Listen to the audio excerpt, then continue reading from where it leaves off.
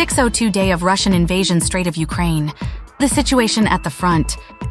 Today, the Kherson region brings a wealth of positive updates. In this zone, Ukrainian units undertook multiple aggressive actions and secured a stronghold on the river's eastern side.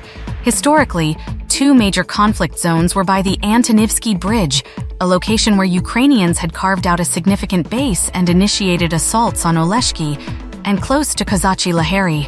Here, a sustained Ukrainian assault led to capturing a Russian battalion leader. However, today's offensive surpassed these, resulting in the recapture of two villages within a day. Key to this victory was meticulous planning and groundwork. Initially, the challenge for Ukrainians was to displace Russians from the island near Pridniprovsky. After the Russian army ceased their attacks at the Ukrainian base near Antonivsky Bridge due to prior setbacks, it provided Ukrainians more room to maneuver. This newfound territory enabled them to confront Russian units on the islands, pushing them from their peripheries. As the Ukrainians amplified their incursions into Oleshki, Russian concerns over this area's stability grew, leading to their retreat from the island.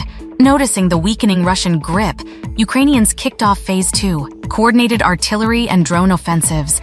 Over the past days, Ukrainian forces have shared numerous geolocated videos of these strikes, with primary targets being observation points.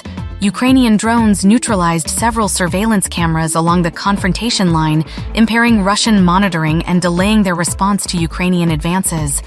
Additionally, Ukrainians pinpointed and took out Russian radio communication antennas, hindering long-range communication and fragmenting their operational unity. Subsequently, Ukrainian forces aimed at the infantry's arch-nemesis, adversary artillery. Field visuals from the area showcased an abundance of Russian short-range howitzers and potent multiple-launch rocket systems stationed further back. Collaboration with HIMARS teams led to the obliteration of mid- to long-range artillery.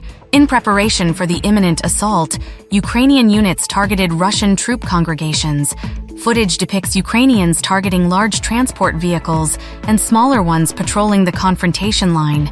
An operative from the 24 Assault Brigade noted that one such target was an infantry-laden truck, resulting in 24 Russian soldiers' instant demise. In culmination, an amphibious Ukrainian force stormed the island, ridding it of Russian presence.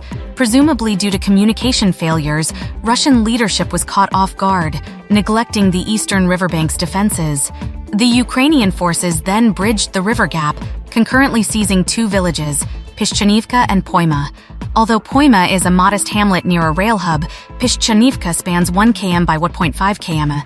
Later intel from Russian channels acknowledged the Ukrainian Eastern Bank incursion and the subsequent village captures, asserting their foothold. Russian pundits highlighted yesterday's Ukrainian success in Berdyansk, which deterred the deployment of aviation units near the confrontation line. With their air assets restricted, the Russians couldn't aggressively counter the Ukrainian advance. Currently, Ukrainian forces maintain a comprehensive defense, while Russian units appear scattered. Simultaneously, Russian experts flagged potential Ukrainian preparations for another northern onslaught. They noticed a heightened Ukrainian troop presence in the north and postulated an impending assault on Krinky or Kozachi Laheri. If successful, this could compel Russians to evacuate from Pistepny, leaving a significant portion of the front line exposed.